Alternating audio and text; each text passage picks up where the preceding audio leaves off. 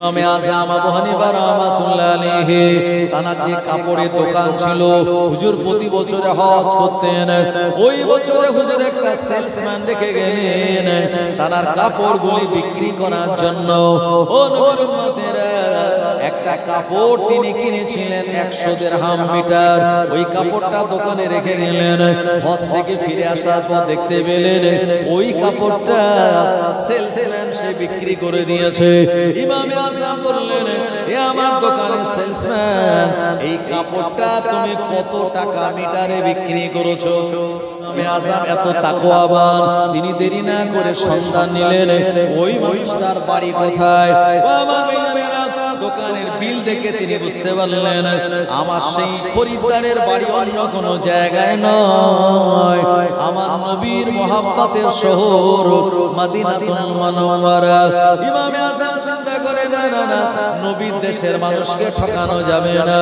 ইমামে আযম একটা কাপড়ের অংশ যেটা বিক্রি করে দিয়েছে সেলসম্যান, যেটা বাকি ছিল সেখান থেকে একটা টুকরো কেটে নিয়ে আবার মদিনাতুল মুনাওয়ারায় চলে গেল। মসজিদে নববীতে 5 ওয়াক্তের নামাজ আদায় করেন আর গেটের ধারে তিনি দাঁড়িয়ে থাকেন। নামাজ যখন শেষ হয়ে যায় সবার চেহারার দিকে দেখেন আমার দোকানের কাপড় কিনে কে পাঞ্জাবি করে পড়েছেন। একদিন, দুদিন, এক সপ্তাহ, 10 দিন পেরিয়ে গেল, ওই রকম কাপড় পরনেওয়ালা ব্যক্তির সন্ধান পাওয়া যায় না। 15 দিন পেরিয়ে যাওয়ার পর ইমামে আযম নোমান বিন সাবিত রাহমাতুল্লাহ আলাইহি লক্ষ্য করলেন ওই রকম কাপড় পরে একজন নামাজি মসজিদে নববীতে এসেছেন। ইমামে আযম আস্তে আস্তে তানার পাশে গিয়ে দাঁড়ালেন, নামাজ আদায় করলেন। আর মসজিদ থেকে যখন বার হলেন, মসজিদের গেটের বাইরে তানার সঙ্গে সালাম দিয়ে ধরলেন। ইমামে আযম তানাকে ধরে বললেন, ভাই, এই যে আমার হাতের কাপড় আর আপনার যা পাঞ্জাবির কাপড়টা একটু দেখুন। সঙ্গে সঙ্গে দেখা গেল দুটো কাপড় সেম কাপড়। এ মানুষটা বলল, আপনি কাপড় কোন জায়গা থেকে পেলেন? ইমামে আযম বললেন, আপনি এই কাপড়টা যে দোকান থেকে কিনেছেন এটাও সেই দোকানের কাপড়। ওই লোকটা বলল, এটা তো মদিনা, আর আমি কাপড় কিনেছি ইরাকের কুফা নগরী থেকে। কার দোকান থেকে? আমি নোমান বিন সাবিতের দোকান থেকে কিনলাম। ইমামে আযম আবু হানিফা রাহমাতুল্লাহ আলাইহি বললেন, ওয়াল্লাহর বান্দা, আমি আপনার সঙ্গে কথা বলছি, আমি ওই দোকানের মালিক, আমি হলাম নোমান বিন সাবিত আবু হানিফা। ইব্রাহিম আলাইহিস সালামের পায়ের ছাপ আজ ওই জায়গাতে রয়েছে যে পাথরের উপরে দাঁড়িয়ে ইব্রাহিম নবী কাবা বাইতুল্লাহ তিনি নির্মাণ করেছিলেন। ও নবীর উম্মতেরা, আল্লাহ পাকের কাবা বাইতুল্লাহ দরওয়াজার ওই দিকটায় আল্লাহর জান্নাতি পাথর হাজরে আসওয়াদ বসানো রয়েছে। এই হাজরে আসওয়াদে আল্লাহর কোন বান্দা বান্দি যদি চুমা দেয়, আমার আল্লাহ পাকের প্রিয় নবী জানিয়ে দিলেন ওই ব্যক্তির জীবনের গুনাহগুলি আমার আল্লাহ মাফ করে দেবেন। ও নবীর উম্মতেরা, সব গুনাহ মাফ হলেও মানুষের হক মারার গুনাহ কিন্তু ওই পাথরে চুমা দিলে মাফ হবে না। আপনি মুদিখানার দোকানে মাল খেয়েছিলেন, 500 টাকা ধার বেড়ে গেল, ওই দোকানে আর যান না, আবার অন্য দোকান ধরেছেন। আপনি সবজি বাজার থেকে আপনি মাল কেনেন, আপনার 200 টাকা বেঁধে গেল, ওই দোকানে আর যান না, টাকাও দেন না। আপনার মাছের দোকানে, গোশের দোকানে টাকা বেঁধে গেল ধার খেয়ে, আপনি ওই দোকানে আর যান না, দোকানদারের সঙ্গে দেখা করেন না। আপনি অন্য জায়গা থেকে টাকা ধার নিয়েছিলেন, টাকাটা তাকে আর পরিশোধ করেন না, ওই ব্যক্তিগুলি আপনার টাকা দ্বারা ছাড়ে নাই। ও নবীর উম্মতেরা, হাজরা আসওয়াদে চুমা দিলে ওই গুনাহগুলি মানে মানুষের হক মারার অপরাধগুলি আল্লাহ মাফ করবেন না। কিন্তু আপনার আমার জীবনে যে ছোট ছোট গুনাহ হয়ে গেল, হাজরে আসওয়াদে চুমা দিলে আমার আল্লাহ আপনার জীবনের গুনাহ যেমন মাফ করে দেবেন, আপনার মনের ভিতরে অনুভূতি আসবে, আল্লাহ আপনার জান্নাতি পাথরে আমি চুমা দিয়েছি। আল্লাহ পাকে জান্নাতি পাথরে যারা চুমা দেয় তাদের ঈমানের পাওয়ারটাকেও আমার আল্লাহ বাড়িয়ে দেয়। এই হাজরে আসওয়াদের জায়গায় বিরাট হুড়োহুড়ি। কি হুজুর?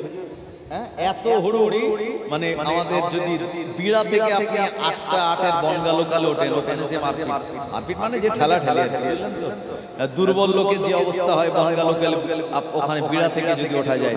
ও যাই হোক, এর থেকেও আরো বেশি চাপ হাজরা আসওয়াদে চুমা দেওয়া, মারাত্মক চাপ। সে চাপের কথা বলা যাবে না, উপরের এরহাম কোথায় চলে যাচ্ছে খবর পাওয়া যাচ্ছে না, আর পা আপনার মাটিতে থাকবে না, মানে মানুষের চাপে আপনি নিজে উপরে উঠে চলে যাবেন, এরকম হুড়োহুড়ি। তো আমি আমার আম্মাকে নিয়ে ওমরা করেছি এবছরে। তো যাই হোক, আমি আমার আম্মাকে কাবা বাইতুল্লাহ ধরিয়ে দিয়েছি, আপনার রুকনে ইয়ামানি ধরেছেন, এরপরে দোয়া চেয়েছেন আমার ভাইজানের। এরপরে আমি দেখলাম যে মাকে নিয়ে যদি হাজরা আসওয়াদের কাছে যাওয়া যায়, তো আমি আমার মাকে বললাম, মা হাজরা আসওয়াদে কি যাওয়া সম্ভব হয় বা চুমা দিতে পারবে? তো মা বললো আল্লাহ দিয়ে নেবে, কুচি যাবো। তো ওখানে গিয়ে দেখছি একজনও কোনো মহিলা নেই, এক। আর দ্বিতীয়ত যে ঠেলা ঠেলি বা যে চাপাচাপি, ওখানে আমি তাই অস্থির অবস্থা, সেখানে যদি মাকে নিয়ে যাই তো আরো একটা, যদি কোনো দুর্ঘটনা ঘটে যায় তাহলে মুশকিল হবে। তো সঙ্গে আমার বোনাই ছিল, আমি আমার বোনাইকে বললাম যে তুমি মাকে ধরো, আমি যাচ্ছি। তবে আমি মাকে বললাম, মা আপনি আমার জন্য দোয়া করেন, আমি যেন হাজরা আসওয়াদে চুমা দিতে পারি। যাতাই ব্যাপার নয়, মারাত্মক ব্যাপার ওখানে চুমা দিতে পারা। তো মা বললো ঠিক আছে বেটা যাও, আমি দোয়া করি আল্লাহ চুমা দিয়ে নেবে। তো আমার একটা বিশ্বাস ছিল যে পিছনে আমার মায়ের দোয়া আছে। এরপরে ওই আপনার শুরু হলো ঠেলা ঠেলি। তো একটানা 25 মিনিট চুমা দেওয়ার জন্য হাজরা আসওয়াদের কাছে যাচ্ছি, ওখান থেকে একদম কাছাকাছি চলে গেছি, এমন ঠেলা এসে আবার আপনার 10 ফুট পিছনে, ওখান থেকে আবার কষ্ট করে আবার যাচ্ছি, আবার ওখান থেকে এমন ঠেলা আবার পিছনে। এই করতে করতে দেখা গেল একটা সময় সুযোগ চলে এসছে যে আমার সামনে যারা সবাই লম্বা লম্বা, আমার হাইট কত আপনার 5 ফুট 6 ইঞ্চি, আর যারা নাইজেরিয়ান বা যারা লেবানন ইয়ামান ওমান থেকে এসছে তারা তো অনেক 6 ফুট 6.5 ফুট হাইট তাদের, আমার ভাইজানেরা। তো তারা যখন সবাই লম্বা লম্বা, তাদের থেকে আমি মাথায় নিচু, আমি বললাম না তাদের সঙ্গে আর উপরে কম্পিটিশন না, নিচের দিকে চলে যাই। মানে তাদের ওই পায়ের দিকটাতে কোন রকম হাওয়াগুড়ি দিয়ে আমি যখন আল্লাহর নাম নিয়ে একদম খুব টার্গেট নিয়ে উঠেছি, আর হাজরা আসওয়াদ আমার সামনে। এ সময় হাজরা আসওয়াদের চারিদিকে আপনার সিলভার কালারের একটা কভার দিয়ে মোড়া আছে, এটা ধরে নিয়ে আল্লাহ জান ভরিয়ে চুমা দিয়ে নিয়েছে। চুমা দেওয়ার পরে আমি 2 রাকাত নামাজ পড়ে বলছি, আল্লাহ আমার দ্বারা সম্ভব হতো না যদি আমার মায়ের দোয়া না থাকতো। কি আপনি দিতে পেরেছিলেন? মাশাআল্লাহ। কি ঠেলাঠেলি, কি কষ্ট হয়েছে, মানে ওখানে চুমা দেওয়ার পরে আপনার বসে রেস্ট নিতে হবে যে কি অবস্থা হচ্ছে সেখানে। তো মায়ের দোয়া, আমি যে কথা বলতে গিয়ে এই কথাটা বলে ফেললাম, সেটি হলো মায়ের দোয়া আল্লাহ কিন্তু মিস দেন না। পিতা মাতার দোয়া আল্লাহ পাক তিনি কবুল করে নেন। আমার ভাইজানেরা, ও নবীর উম্মতেরা, বর্তমান জামানায় দেখা যায় অনেক মা অভিযোগ করে বলে, হুজুর আমার বেটা তার স্ত্রীর কথা শুনে আমার সঙ্গে ভালো আচরণ করে না, আমাকে মা বলে ডাকে না। ও নবীর উম্মতেরা, জওয়ানেরা, যুবকেরা, ওই মায়ের সঙ্গে খারাপ আচরণ করা যাবে না। আবার মায়ের কথা শুনে আপনার বিবির সঙ্গেও খারাপ আচরণ করবেন না। আল্লাহ নবী জানিয়ে দিলেন, আমি আমার বিবি আয়েশাকে বড় মহব্বত করি, বড় ভালোবাসি। ও নবীর উম্মতেরা, কারণ দুনিয়া জমিনে আপনার যে বিবি, আপনার ওই বিবি তার আব্বা মা, তার ঘর বাড়ি ভাই বোন ছেড়ে দিয়ে আপনার মুখের দিকে তাকিয়ে আপনার ঘরে চলে এসেছে। শাশুড়ি যদি কোনো কথা বলে আর শ্বশুর দুটি কথা বললে, অন্য জায়েরা দুটো কথা বললে, ওই মেয়েটার মনে যতটা কষ্ট হয় তার থেকে আরো বেশি কষ্ট হয় নিজের স্বামী যদি দুটি কথা শুনিয়ে দেয়। এজন্য স্বামী স্ত্রীর ভিতরে মহব্বত আর ভালোবাসা রাখুন, আল্লাহ ওই ঘরে বরকত আর শান্তি দেবেন। আর যারা ঘরের বউমা, তারা তাদের শাশুড়ি আম্মাকে নিজের মায়ের মতো মনে করে সেবা করুন। ও দুনিয়ার জমিনের শাশুড়িরা, আর আপনাদের যাদের বৌমা হয়েছে তারা বৌমাগুলিকে নিজের মেয়ের মতো মনে করুন, তাহলে দেখবেন ঝগড়া অশান্তি সংসার আর থাকবে না। ও নবীর উম্মত উম্মাদানিরা, এজন্য দুনিয়া জমিনে আল্লাহ পাকের একজন নবীর নাম আল্লাহ কোরআন মাজিদে সবথেকে বেশি বলেছেন। ওই নবীর নাম হলো হযরত নবী মুসা কালিমুল্লাহ আলাইহিস সালাম। কোরআন শরীফে টোটাল 25 জন নবীর নাম আছে। কতজন নবী? 25 জন নবীর নাম কোরআন শরীফে আছে। অথচ নবী পাঠিয়েছেন আল্লাহ 1,24,000 তার বেশি। কিন্তু আমাদের নবীর নাম আছে 4 বার, আর মুসা নবীর নাম পাড়ায় পাড়ায় সব জায়গায় মুসা নবীর নাম। কারণ মুসা নবী আল্লাহ পাকের এমন স্পেশাল নবী যিনি আল্লাহর সঙ্গে ডাইরেক্ট সরাসরি কথা বলতেন। সুবহানাল্লাহ। মুসা নবী আল্লাহর সঙ্গে কথা বলতে বলতে একদিন বলেই দিলেন, আল্লাহ আমার সঙ্গে জান্নাতে থাকবে কে? আল্লাহ বলেন, মুসা তোমার সঙ্গে জান্নাতে থাকবে একটা কসাই। কসাই মানে মুসা নবী একটু নাক শিখকে বলেন, আল্লাহ দুনিয়ায় এত ভালো মানুষ থাকতে কসাই থাকবে? কসাই মানে তার একটু মনে আপনার মায়া মমতা ভালোবাসা কম। কসাই মানে বুঝতে পারছেন, অনেক কসাই কি করে, গরুর প্রতি তারা দয়া মায়া দেখায় না। গরুটা আনলো, কোন রকম বেঁধে রাখলো, তারপরে আপনার ভোরবেলা নিয়ে গেল, তারপরে জবে করে দিল, এরকম আছে না? আবার অনেকে ভালো, যাই হোক কসাই মানে আমরা একটু অন্যরকম ভাবি যে তারা একটু রাগী টাগি বা একটু খুব হিংস্র টাইপের, এরকম একটা চিন্তা ভাবনা আছে আমাদের। তো যাই হোক, মুসা আলাইহিস সালাম বলছেন, আল্লাহ এই লোকটা থাকবে আমার সঙ্গে? আল্লাহ বলেন হ্যাঁ। মুসা নবী চিন্তা করে নিশ্চয়ই লোকটার কোনো ভালো আমল আছে। তো মুসা নবী বলছে, আল্লাহ সেই লোকটা কি এ জামানায় দুনিয়ায় বেঁচে আছে? আল্লাহ বলেন হ্যাঁ বেঁচে আছে। তো মুসা নবী বলছে, আল্লাহ আমি তার সঙ্গে দেখা করব। তো কোথায় আছে? বললো অমুক মার্কেটে চলে যাও, দেখবে একটা লোক বস্তু বিক্রি করছে, ওই হলো তোমার জান্নাতের সঙ্গী। আল্লাহ পাকের নবী মুসা আলাইহিস সালাম দেরি না করে আমার আল্লাহ পাক যে লোকেশন দিয়ে দিয়েছেন, এর নির্দেশনা লোকেশন ধরে ওই এলাকাতে পৌঁছে গেলেন। ওখানে যাওয়ার পর দেখতে পেলেন একটা বাজার, একটা মার্কেট। এই জায়গায় বসে বসে একজন জীর্ণ শীর্ণ মানুষ গোশত বিক্রি করছে। মুসা আলাইহিস সালাম দূর থেকে দেখলেন অন্য দোকানদারের কাছে ভিড় না থাকলেও ওই মানুষটার দোকানে অনেক ভিড়। এই গোশওয়ালা যারা গোশ বিক্রি করে তারা অনেক পাবলিসিটি করতে পারে, তাই না? এ গরু ও গরু এর তার গোশ এক জায়গায় করে আপনাকে দিয়ে দিতে পারে। আবার কিছু কসাই যে ভালোভাবে আপনাকে এক জায়গা থেকে দেবে। তো ওই যে বয়স্ক বা একটু জীর্ণ শীর্ণ, সে কিন্তু তার লম্বা লাইন আর মানুষ তার কাছ থেকেই গোশ নিচ্ছে, আর অন্যজনেরাও বসে আছে, তাদের কাছে কাস্টমার নাই। আমার ভাইজানেরা, ও নবীর উম্মতেরা, কাস্টমার তখনও আছে, কিন্তু খানিকটা গোশত অবশিষ্ট রয়েছে। ওটা বিক্রি না করে বাড়িতে নিয়ে চলে আসলো মুসা আলাইহিস সালাম ওই লোকটার সঙ্গে। তিনিও বাড়িতে চলে আসলেন, মানে মুসা নবী ওই লোকটার অনুসরণ করলেন। দেখা গেল ওই মানুষটা আর তার বাড়ির ভিতরে গিয়ে ওই গোশতটা ডাল দিয়ে রান্না করে ঘরের ভিতর থেকে একজন জীর্ণ শীর্ণ মহিলাকে কোলে করে বার করে আনলো। একটা জায়গায় বসিয়ে দিয়ে আমার ভাইজানেরা তাকে মহব্বত করে খাওয়াচ্ছে। আর ওই বয়স্ক মানুষটা এই ব্যক্তিটার কানে কি যেন বলল। এই মানুষটা মুচকে হাসলো। মুসা আলাইহিস সালাম পুরো ব্যাপারটা দেখে এই মানুষটাকে ডাক দিয়ে বলল, ও আল্লাহর বান্দা, আমি তোমার কাছে এসেছি অনেক দূর থেকে দুটি প্রশ্ন করার জন্য। কসাই কিন্তু মুসা নবীকে চেনে না, জানে না। আল্লাহ পাকের নবী মুসা আলাইহিস সালাম বললেন, হে আল্লাহর বান্দা, ওই মার্কেটে তোমার কাস্টমার থাকার পরেও শেষ বস্তুটা বিক্রি না করে বাড়িতে নিয়ে চলে আসলে, আর নিজে হাতে রান্না করে যে মহিলাকে তুমি খাওয়ালে ওই মহিলাটাকে আমায় একবার বলা লাগবে।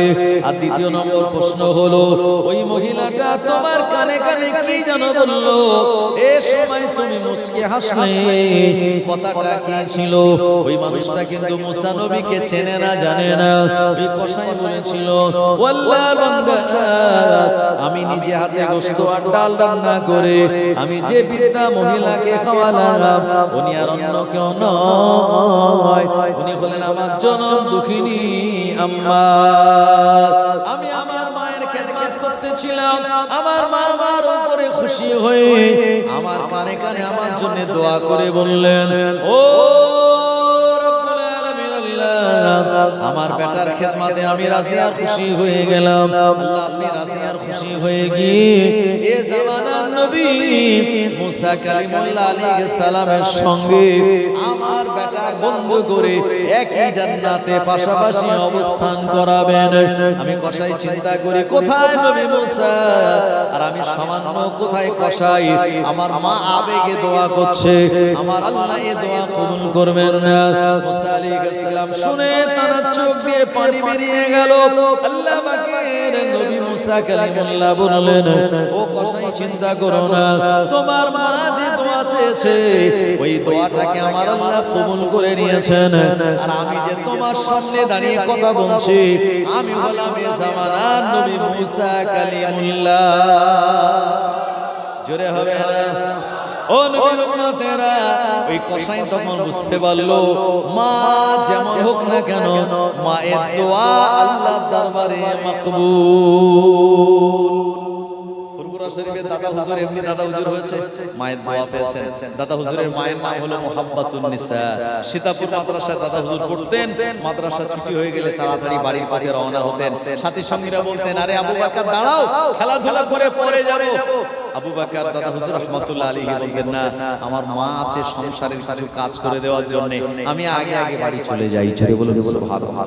আমার ভাইয়ারা, তাই মায়ের খেদমত করতে হবে আর সঙ্গে নামাজ আদায় করতে হবে। আমার আগের বক্তা নামাজের ব্যাপারে সুন্দর করে বলেছেন, আর আমি তার সঙ্গে জুড়ে দিয়েছি, আব্বা মায়ের খেদমত করুন, তারা বেঁচে থাকলে তাদের সেবা করুন, ইন্তেকাল করলে তাদের জন্য দোয়া সাবরাসানি করুন। আরেকটি খেদমত, মায়ের বোন খালা যদি বেঁচে থাকে, হ্যাঁ, আপনার মায়ের ভাই মামা যদি বেঁচে থাকে, তাদের সঙ্গে ভালো সুসম্পর্ক রাখুন।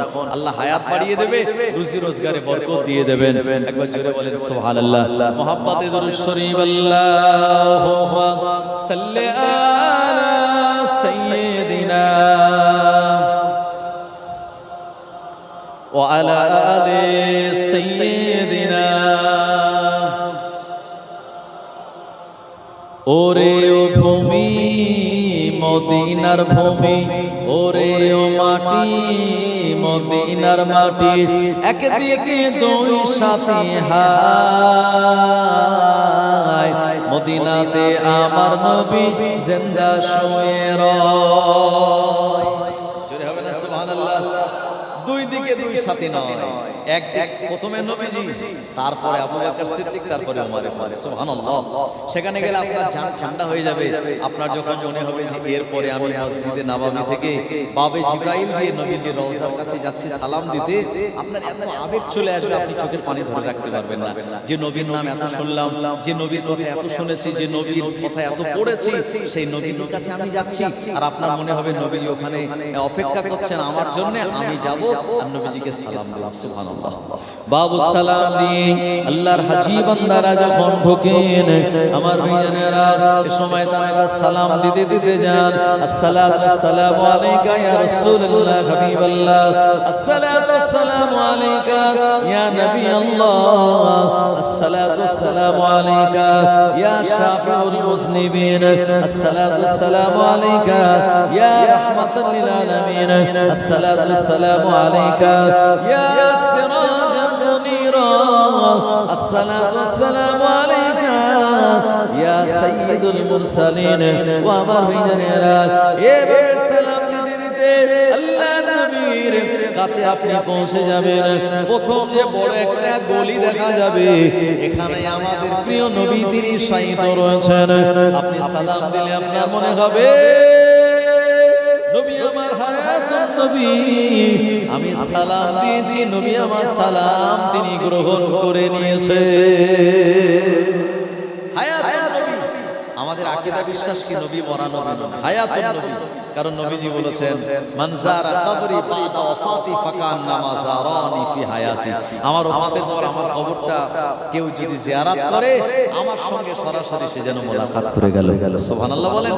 এইজন্য হজের খরচ প্রায় 4.5 লক্ষ টাকা, 5 লাখ টাকা মিনিমাম। হ্যাঁ, আর আপনি ওমরায় গেলে মোটামুটি আপনার আশপাশের খরচ মোটামুটি 1.5 হলে আপনার ওমরায় যাওয়া হয়ে যাবে, অসুবিধা নেই।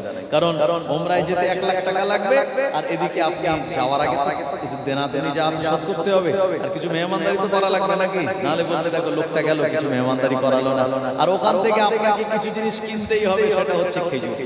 কারণ বাড়ি আসবেন সবাই অপেক্ষা করবে, একটু পানি একটু খেজুর তো দেবে। আর আমাদের এখানকার 50,000 টাকা দিলে ওখানে কত দেবে জানেন?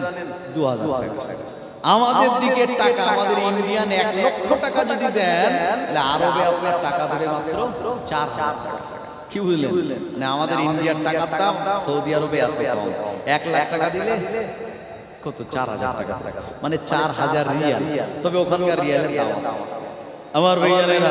তো যাই হোক, এই যে নবীজির রওজায়ে আতহার আপনি জিয়ারত করতে পারবেন, যদি মোটামুটি 1.5 লক্ষ টাকা আপনি খরচ করতে পারেন, নিয়ত করেন আল্লাহ পাক যেন আপনাদেরকে উমরায় নিয়ে যান। সবাই বলেন আল্লাহুম্মা আমিন। যাওয়ার নিয়ত আছে তো না? আছে। কাবা বাইতুল্লাহ দেখার আগে ঈমান একরকম, আর কাবা বাইতুল্লাহ দেখা হয়ে গেলে ঈমানের পাওয়ার আরেক রকম হয়ে যাবে আমার ভাইজানেরা। রওজাতে কাঁদে যারে যার পাপে ভরা গুনাহে ভরা উম্মত আমার কিয়ামতের দিনে নবী করবেন যে রোনাজারি কিয়ামতের দিনে নবী করবেন যে রোনাজারি আল্লাহর দরবারে নবী পড়ে সেজদায় মদিনাতে আমার নবী জিন্দা শুয়ে রয় ওরে ও ভূমি মদিনার ভূমি ওরে ও মাটি মদিনার মাটি একদিকে দুই সাথী হায় মদিনাতে আমার নবী জিন্দা শুয়ে রয় আল্লাহুম্মা সাল্লি আলা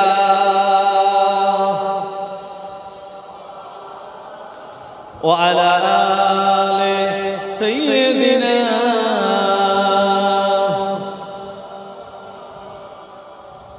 अमर भाईजान ये तो दुनिया है यहाँ नेक काम करोगे तो सवाब पाओगे और गुनाह करोगे तो आज़ाब पाओगे।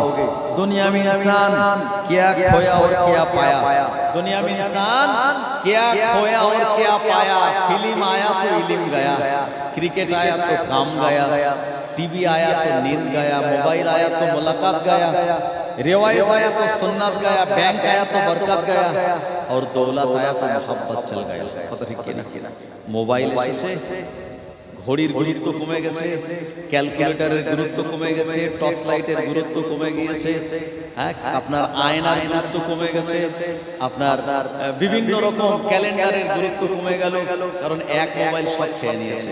আর শুধু খায়নি সেই সঙ্গে সঙ্গে আমাদের সময়ও খেয়ে নিয়েছে কারণ জওয়ান যুবকরা একটা স্মার্টফোন হাতে নিয়ে যখন রাস্তার ধারে একটু গেম খেলতে বসে যায় বা কারোর সঙ্গে ফোনে কথা বলতে বসে যায় চ্যাট করতে বসে যায় কোথা থেকে 2-2.5 ঘন্টা চলে গেল তার খবর থাকে না। কথা ঠিক কিনা আগেকার যুগের সময়ের বরকত ছিল এখন আর সময়ের বরকত পাওয়া যায় না কারণ জওয়ান যুবকরা তারা কিন্তু মোবাইল নিয়ে তাদের সময়গুলো অপচয় করে। এজন্য মাঝে মাঝে দেখবেন লরির পিছনে লেখা থাকে ছেলেকে বাইক নয় জীবন দাও আর মেয়েকে মোবাইল নয় শিক্ষা দাও কারণ মেয়ের হাতে মোবাইল পড়লে কখন যে ফুলুত করে পালাবে তার ঠিক নেই। কথা ঠিক কিনা হচ্ছে কি হয় না হ্যাঁ এখনো মানে 18 বছর হয়নি তারপর দেখা গেল আর নেই কোথায় গেল বলে পালিয়ে গেছে আব্বা মা আনতে গেছে তো আব্বা আমাকে বলছে আমি তোমাদের চিনিনি কি সর্বনাশ আব্বা কেঁদে যারে যার আরে কুচি তোকে লালন পালন করলাম তুই আমার মেয়ে বলছে আমি চিনি নেই ছেলেটাকে ছাড়া।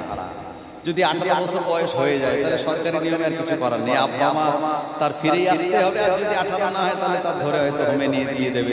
তো যাই হোক এরকম হচ্ছে কি হয় না এইজন্য মোবাইল থেকে আমাদের বাঁচতে হবে। মোবাইল যেমন ভালো মোবাইল ততটাই খারাপ তাই এই খারাপ থেকে আমাদের বাঁচতে হবে তা না হলে এই জেনারেশন পুরো শেষ হয়ে যাবে। আজকের জেনারেশন এরা লেখাপড়া করে না আজকের জেনারেশন তারা পেপার পত্রিকা খবরের কাগজ পড়ে না আজকের জেনারেশন তারা আপনার আলেম ওলামার বক্তব্য শুনে এগুলি তারা বাস্তবে রূপ দেয় না সব সময় তারা মোবাইলে ব্যস্ত। আর আমাদের সমাজে আরেকটা ভাইরাস নতুন করে ঢুকছে এই মোবাইলে সব নতুন নতুন আলেমদের ফতোয়া বার হচ্ছে যারা স্টেজে জায়গা পায় না যারা ইনভাইট পায় না ময়দানে তারা ঘরে বসে ইউটিউবে ডাউনলোড করে আর তারা তাদের চ্যানেলে ছেড়ে দিচ্ছে। তারা বললো ওই তারাবি নামাজ আপনার ওই 20 রাকাত পড়ার দরকার নেই 8 রাকাত পড়লেই হয়ে যাবে বেতের নামাজ 3 রাকাত পড়ার দরকার নেই 1 রাকাত পড়লেই হয়ে যাবে নামাজ পড়ার সময় মাথায় টুপি দেওয়ার দরকার নেই টুপি ছাড়াই নামাজ হয়ে যাবে নামাজ পড়ার সময় দেখা গেল পাটা অনেক ফাঁক করে দাঁড়াতে হবে ইমাম যখন মোনাজাত করবে তাদের সঙ্গে হাত তুলে মোনাজাত করাটা বেদাতে সব করা লাগবে না আর বিয়ের আগে মোহরানা দেওয়া লাগবে না আর কোরআন শরীফ ছোঁয়ার আগে উজু করতে হবে না বিনা উজুতে কোরআন শরীফ ছোঁয়া যাবে। হচ্ছে কি হয় না জোরে বলে নাউজুবিল্লাহ। এরকম নতুন নতুন জওয়ান যুবক যারা তারা কিন্তু এরকম ঘাবড়ে যাচ্ছে তারা বলছে এই যে হুজুররা আমাদের এখানকার যা করছে আর বাংলাদেশের হুজুররা ইউটিউবে যে ফতোয়া দিচ্ছে এগুলি তো ঠিক কারণ তার ভিতর অনেক অফার আছে জি তারা সুদ খাওয়াটাকেও জায়েজ বলে দিচ্ছে জোরে বলে নাউজুবিল্লাহ।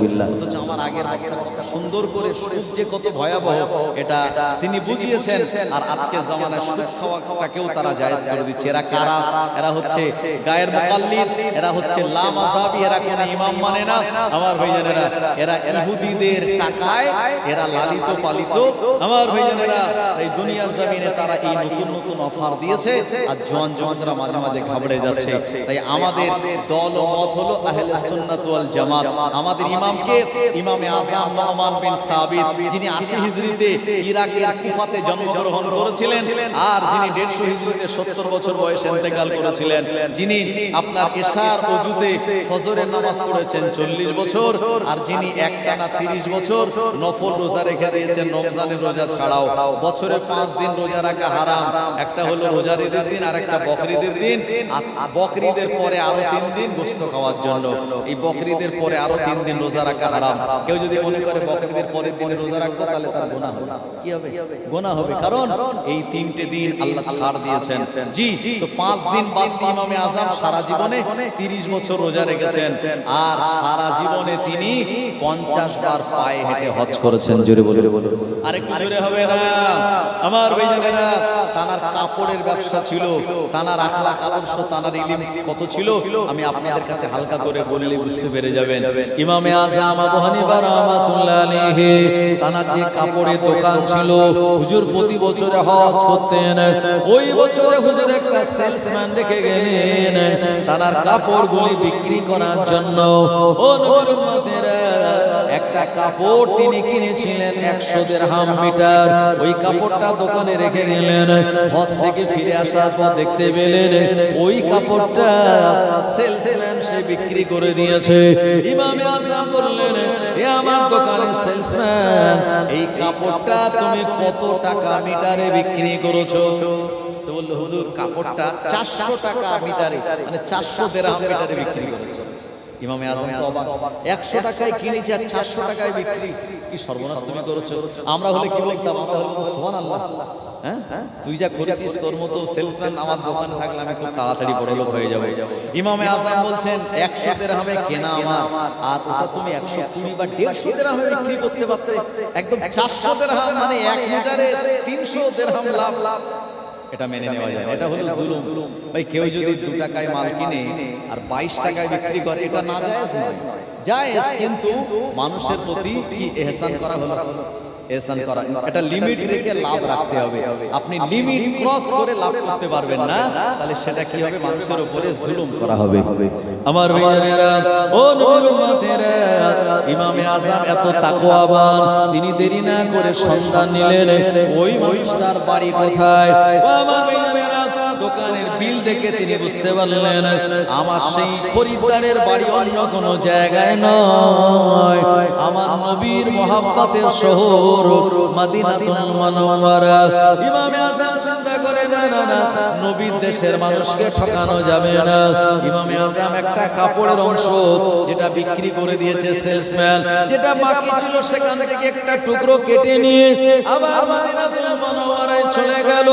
মসজিদে নববীতে 5 ওয়াক্তের নামাজ আদায় করেন, আর গেটের ধারে তিনি দাঁড়িয়ে থাকেন। নামাজ যখন শেষ হয়ে যায়, সবার চেহারার দিকে দেখেন আমার দোকানের কাপড় কিনে কে পাঞ্জাবি করে পরেছেন। একদিন, দুদিন, 1 সপ্তাহ, 10 দিন পেরিয়ে গেল, ওই রকম কাপড় পরনেওয়ালা ব্যক্তির সন্ধান পাওয়া যায় না। 15 দিন পেরিয়ে যাওয়ার পর ইমামে আযম নুমান বিন সাবিত রাহমাতুল্লাহ আলাইহি লক্ষ্য করলেন ওই রকম কাপড় পরে একজন নামাজি মসজিদে নববীতে এসেছেন। ইমামে আযম আস্তে আস্তে তার পাশে গিয়ে দাঁড়ালেন, নামাজ আদায় করলেন, আর মসজিদ থেকে যখন বার হলেন, মসজিদের গেটের বাইরে তার সঙ্গে সালাম দিয়ে ধরলেন, ভাই কিফ। আরবিতে কিফ মানে দাঁড়ান। আমার ভাইয়েরা, মসজিদের ভিতরে কথা বলা দুনিয়াদারি কি? হারাম, হারাম। মসজিদের ভিতরে দুনিয়াদারি কথা বলা মানে আপনার 60 বছরের নফল ইবাদতের সওয়াব বরবাদ হয়ে যাবে। আমার ভাইয়েরা, মসজিদ ইবাদতের জায়গা, মসজিদের ভিতরে সালাম কালাম চলবে, দ্বীনের কথাবার্তা বলবে, হাদিসের কথা বলবে, মসজিদের উন্নয়ন সংক্রান্ত কথা বলতে পারবে। কিন্তু যদি পার্টির কথা আলোচনা হয়, রাজনীতির কথা আলোচনা হয়, সংসারের কথা, বউর সঙ্গে ঝামেলা হয়েছে, সেটা মসজিদে গিয়ে বলছে, হ্যাঁ হুজুর এই না, এসব চলবে না। আমার ভাইজানেরা, ও নবীর উম্মতেরা, ইমামে আযম তানাকে ধরে বললেন, ভাই এই যে আমার হাতের কাপড় আর আপনার যা পাঞ্জাবির কাপড়টা একদিন একটু দেখুন। সঙ্গে সঙ্গে দেখা গেল দুটো কাপড় সেম কাপড়। এ মানুষটা বলল, আপনি কাপড় কোন জায়গা থেকে পেলেন? ইমামে আযম বললেন, আপনি কাপড়টা যে দোকান থেকে কিনেছেন এটাও সেই দোকানের কাপড়। ওই লোকটা বলল, এটা তো মদিনা, আর আমি কাপড় কিনেছি ইরাকের কুফা নগরী থেকে। কার দোকান থেকে? আমি নোমান বিন সাবিতের দোকান থেকে কিনলাম। ইমামে আযম আবু হানিফা রাহমাতুল্লাহ আলাইহি বললেন, ওয়াল্লাহর বান্দা, আমি আপনার সঙ্গে কথা বলছি, আমি ওই দোকানের মালিক, আমি হলাম নোমান বিন সাবিত আবু হানিফা। সুবহানাল্লাহ। ওই কাস্টমার মানে যে কাপড় কিনে পাঞ্জাবি পরেছিল সব আগজি, হুজুর আপনি এখানে? বললাম আমি এসেছি, আপনাকে আমার এই সেলসম্যান খুব ঠকিয়ে দিয়েছে। বললো কেন? বললো আপনি যে কাপড়টা কিনেছেন 400 দিরহামে, এই কাপড়টা আমি কিনেছি মার্কেট থেকে 100 দিরহামে, তো লাভ 120 দিরহামে বিক্রি করতে পারতো, 150 দিরহামে পারতো। 400 দিরহাম মানে আপনার কাছে প্রতি কাপড়ের মিটারে 300 দিরহাম লাভ হয়ে গেছে। এটা আপনার প্রতি জুলুম করা হয়ে গেল, তাই বাকি টাকাটা আমি ফেরত দিতে এসেছি। জোরে বলে, আর একটু জোরে হবে না? আমার ভাইয়েরা, এই মদিনার মানুষটা বললেন, ও ইমামে আযম, না না না, এই কাপড়টা আমার পছন্দ হয়েছে, আমি টাকা দিয়ে কিনে নিয়েছি, আমি আর টাকাটা ফেরত নেব না।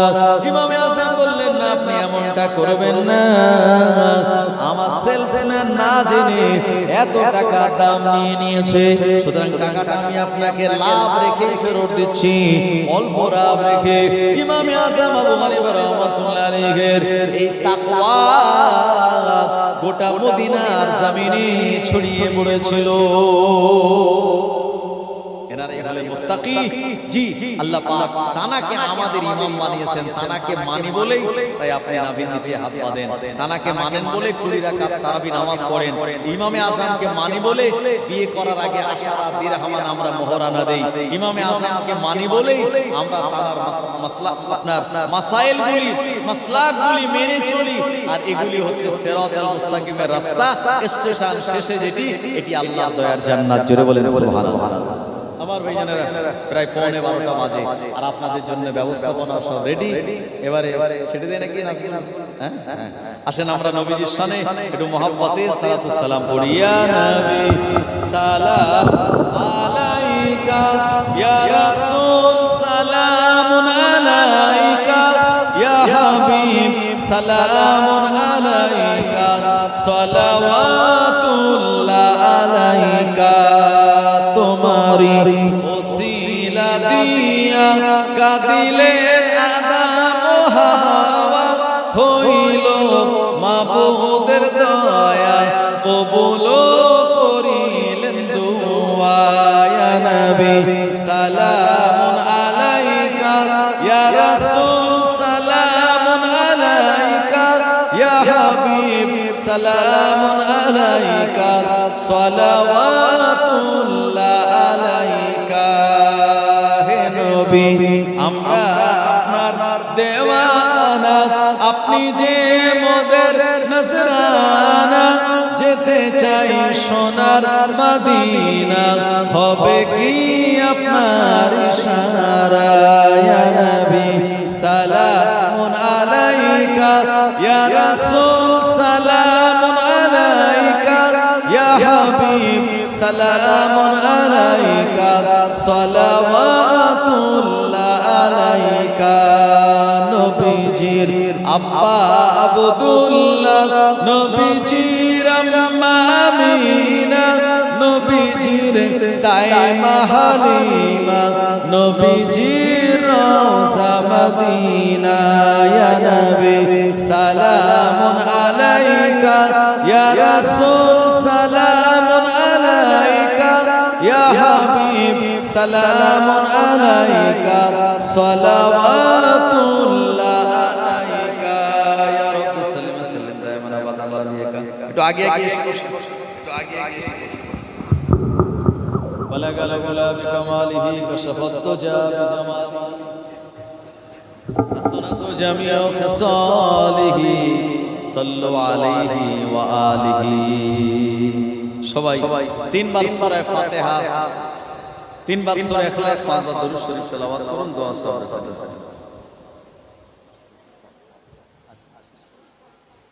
বিসমিল্লাহির রহমানির রহিম।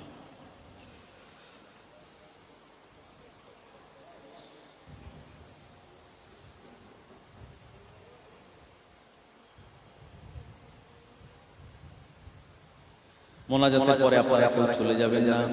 বাড়িওয়ালাদের পক্ষ থেকে আপনারা সবাই আমন্ত্রিত মেহমান, আপনাদের জন্য কিছু ব্যবস্থা করেছেন খাওয়া দাওয়ার। আপনারা সবাই এখানেই বসে যাবেন, লাইন এখানে বসে খাওয়া দাওয়া করে তারপরে যাবেন। আর যদি একবারে না হয় তাহলে একটু ওয়েট করবেন, দ্বিতীয়বারে আবার দেওয়া হবে ইনশাল্লাহ। পর্যাপ্ত পরিমাণে আয়োজন করেছেন, তো আপনারা যারা বাইরে আছেন ভিতরে চলে আসেন, দোয়া হবে।